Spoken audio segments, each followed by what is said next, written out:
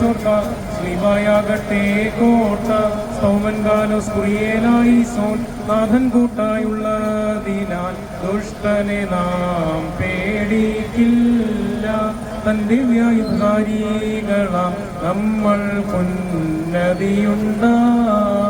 മാർക്കുമോ ശ്ലീബായെ തോളിൽ താങ്ങി സിയോനിൽ നിന്നും പോയോൻ മൃതന്നസ്തികളിൽ മീതെ ചൊരിയട്ടെ കരുണാപാനിനീർ മുറിയോറാകെ നിലനുവാതായി.